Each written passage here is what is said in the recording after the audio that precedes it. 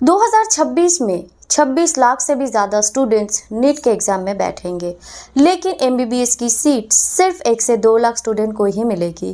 Then what about other students? अगर आप भी कंफ्यूज्ड हो तो शायद आज का ये वीडियो आपकी लाइफ बदल सकती है।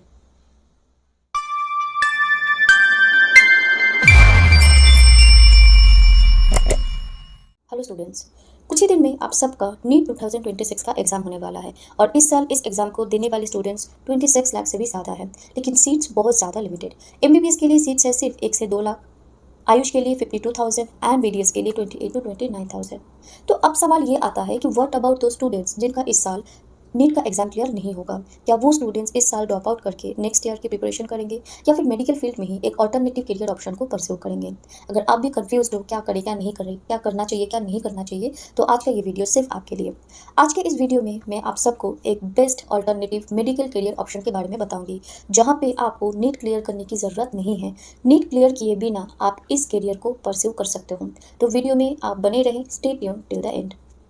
वीडियो में आगे बढ़ने से पहले स्टूडेंट्स मैं आप सबको कुछ बताना चाहती हूँ।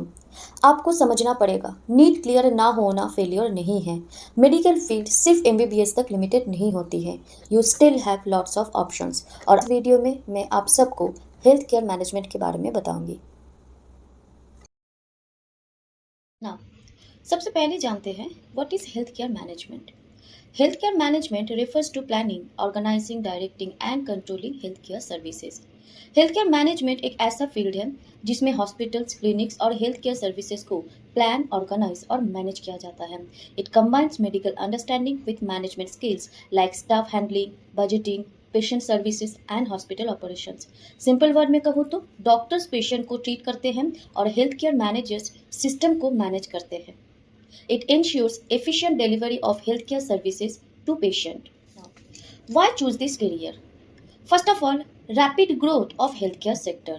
It offers attractive salaries along with long-term career growth. High demand for skilled managers. India में हॉस्पिटल्स और हेल्थ केयर सर्विसेज तेजी से बढ़ रही है, इसलिए स्किल्ड मैनेजर्स की डिमांड भी बहुत ज़्यादा हाई होने वाली है। You get opportunities to work in hospitals, NGOs, government sectors. Society में एक पॉजिटिव इम्पैक्ट बन सकता है, राइट? तो good salary, job security, job stability, ये सब कुछ आपको मिल सकता है और ये नॉन क्लिनिकल करियर होगा। No need to be a doctor. Now let's explore top job roles in this field.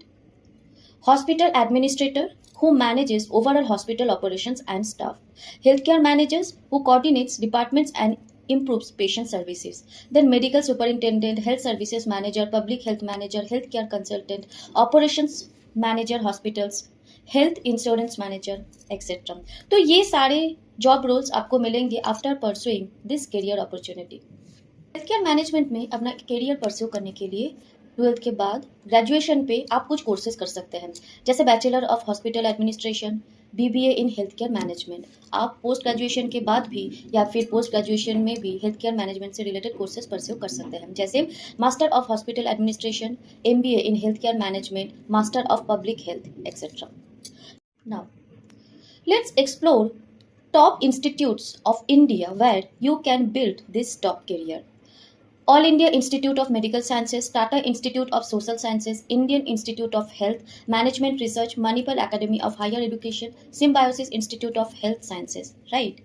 अपने बजट और एंट्रेंस एग्जाम के अकॉर्डिंग इन सारे कॉलेजेस में, इन सारे इंस्टीट्यूट्स में, इन सारी यूनिवर्सिटीज़ में आप अपना बेस्ट ऑप्शन को चूज़ कर सकते हैं। लेकिन याद रहे, हर ऑर्गेनाइजेशन में अपना अलग सा एंट्रेंस एग्जाम होता है। आपको इंडिविजुअली एंट्रेंस एग्जाम के बारे में पता करना पड़ेगा और उस अकॉर्डिंग एंट्रेंस एग्जाम में एग्जाम देने के बाद ही आप इन ऑर्गेनाइजेशंस में अपना कोर्सेज के लिए एडमिशन ले सकते हैं। Now let's explore it's eligibility criteria. Health care management में आप कभी भी अपना करियर बना सकते हो। इसके लिए 12th में आपके पास साइंस होना मैंडेटरी नहीं है। अगर आप नॉन साइंस बैकग्राउंड से भी बिलोंग करते हो, अगर आपने कॉमर्स लिया था या फिर अगर आपने ह्यूमैनिटीज से 12th दिया है, तो भी आप हेल्थ केयर मैनेजमेंट में अपना करियर परस्यू कर सकते हो, ठीक है? पोस्ट ग्रेजुएशन में आपका ग्रेजुएशन कोई भी स्ट्रीम में होना मैंडेटरी है, बस ग्रेजुएशन की डिग्री चाहिए, कोई से भी स्ट्रीम हो सकता है, ठीक है? लेकिन कुछ कॉलेजेस में CAT MAT, institute institute level test होते हैं तो शायद वहाँ पे आपको कुछ कॉमर्स के भी सब्जेक्ट की ज़रूरत होगी, लेकिन ऑन एन एवरेज ज़्यादातर केसेस में साइंस, आर्ट्स, कॉमर्स कोई भी बैकग्राउंड से स्टूडेंट ग्रेजुएशन, पोस्ट ग्रेजुएशन में करियर मैनेजमेंट फील्ड से रिलेटेड कोर्सेज में एडमिशन ले सकते हैं। स्टूडेंट्स, हेल्थ केयर मैनेजमेंट में अपना करियर परस्यू करने के लिए कोई एक पर्टिकुलर स्ट्रीम का होना ज़रूरी नहीं है। कोई सा भी फील्ड से आने वाला स्टूडेंट इस फील्ड में अपना करियर बिल्डअप कर सकता है, बट कुछ स्किल्स की ज़रूरत है। जैसे कुछ कोर स्किल्स की ज़रूरत है इस फील्ड में आगे बढ़ने की, like leadership and management skill, communication skill, decision making ability, right. कुछ टेक्निकलिटीज़ की भी ज़रूरत होती है, टेक्निकल स्किल्स की ज़रूरत होती है, जैसे डेटा एनालिसिस की skill, health care IT knowledge होना चाहिए, फिनेंशियल मैनेजमेंट का स्किल होना चाहिए, प्रॉब्लम सॉल्विंग स्किल होना चाहिए, एम्पैथी, टाइम मैनेजमेंट। ये कुछ स्किल्स हैं जो आपको आफ्टर 10th और आफ्टर 12th आपको सीखना पड़ेगा, आपको लर्न करना पड़ेगा, क्योंकि हेल्थ केयर मैनेजमेंट में डिग्री ज़्यादा मैंडेटरी नहीं है, लेकिन ये स्किल्स बहुत ज़्यादा मैंडेटरी हो जाती है। जैसे ही हेल्थ केयर मैनेजमेंट से रिलेटेड कोर्सेज आप लोग कंप्लीट कर लेते हो, after graduation, after post graduation, कुछ सेक्टर है, कुछ रिक्रूटर्स हैं जो स्टूडेंट्स को रिक्रूट करते हैं, जैसे Apollo Hospitals, Fortis Health Care Services, Max Health Care, Ministry of Health and Family Welfare, National Health Mission, World Health Organization and UNICEF. तो ये कुछ बड़े बड़े रिक्रूटर्स हैं जो हेल्थ केयर मैनेजमेंट से रिलेटेड जॉब के लिए स्टूडेंट को हायर करते हैं, रिक्रूट करते रहते हैं थ्रू आउट द ईयर, ठीक है। पे एक और बात मैं बताना चाहती हूँ, हर रिक्रूटर्स के अलग अलग टाइम पे अपॉइंटमेंट के लिए नोटिफिकेशंस पब्लिश होती रहती है, तो यहाँ पे इंडिविजुअली आपको हर एक हॉस्पिटल में, हर एक हेल्थ केयर सर्विसेज के जो वेबसाइट्स होते हैं वहाँ पे जाके देखना पड़ेगा कि रिक्रूटमेंट की नोटिफिकेशन कब आती है या फिर कब आ गई है या आ रही है, राइट। कोई भी फील्ड में जब आप अपना करियर को परस्यू करते हो, अपना करियर को बिल्डअप करते हो, तो सबसे पहले दिमाग में आता है कि सैलरी स्ट्रक्चर क्या होगा। तो हेल्थ केयर मैनेजमेंट में सैलरी स्ट्रक्चर बहुत ही अच्छा है। एंट्री लेवल पे यहाँ पे आपका जो एनुअल पैकेज होता है वो almost 3 to 6 lakh per annum होता है।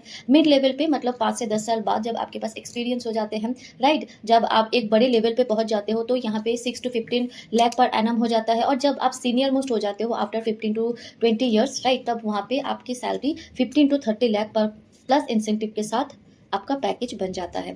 हमेशा इस फील्ड में सैलरी डिपेंड्स करती है एक्सपीरियंस के ऊपर, कौन से इंस्टीट्यूशन से आप पास आउट हो और कौन से ऑर्गेनाइजेशन पे आप काम कर रहे हो। तो ये तीनों चीजें हैं, तीनों फैक्टर्स हैं जिसके ऊपर डिपेंड करके आपकी सैलरी बन सकती है।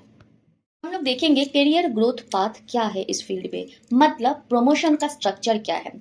जैसे फॉर एन एग्जांपल आप ज्वाइन करते हो एग्जीक्यूटिव और असिस्टेंट मैनेजर के पोस्ट में, तो तब वहां से आप प्रमोट होके मैनेजर और एडमिनिस्ट्रेटर बनोगे।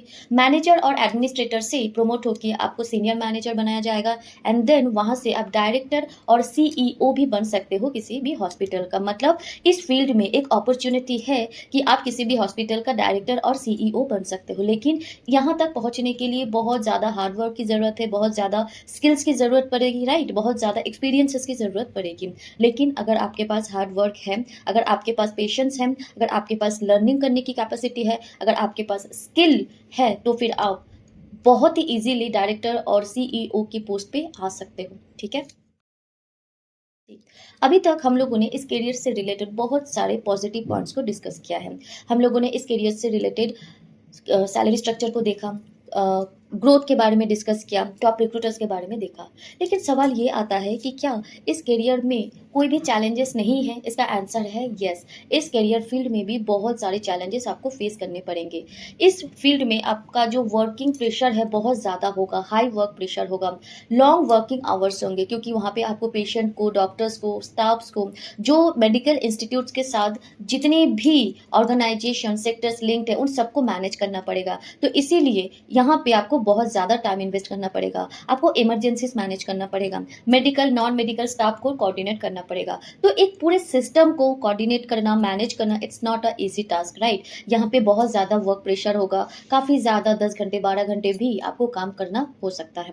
तो स्टूडेंट, जब भी आप इस फील्ड में अपने करियर बनाने की कोशिश करो तो बैक ऑफ माइंड में चैलेंजेस के पॉइंट्स भी ध्यान में रखना, ताकि आगे जाके आपको कोई भी इशू ना फेस करना पड़े। Let's explore its future scope. India's healthcare sector is growing rapidly, but Is the future secure in this field? The answer is yes. In fact, opportunities will grow even more in the future because of population increase, rising diseases, health awareness, medical tourism, expansion of schemes like Ayushman Bharat Yojana, increasing demand for digital health managers, telemedicine experts, etc. तो ये कुछ options हैं, ये कुछ factors हैं, ये कुछ segments हैं जिसके ऊपर बेस करके हम सब ये कह सकते हैं कि इस फील्ड में करियर परस्यू करना आप लोगों के लिए कितना ज़्यादा सही रहेगा इन नॉन मेडिकल बैकग्राउंड। तो स्टूडेंट्स, आज हमने इस वीडियो में हेल्थ केयर मैनेजमेंट से रिलेटेड बहुत सारी इंपॉर्टेंट इन्फॉर्मेशंस आप सबके साथ शेयर किया।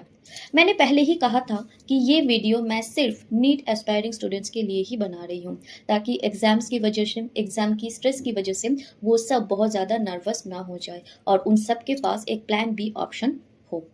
तो किसी को अगर कोई भी डाउट हो then please do comment in comment segment. Okay, अगर आपको ये वीडियो अच्छा लगा then please do like, share and subscribe. जल्दी मिलेंगे आप सबके साथ एक और अमेजिंग करियर अपॉर्चुनिटी के साथ। तब तक के लिए थैंक यू सो मच।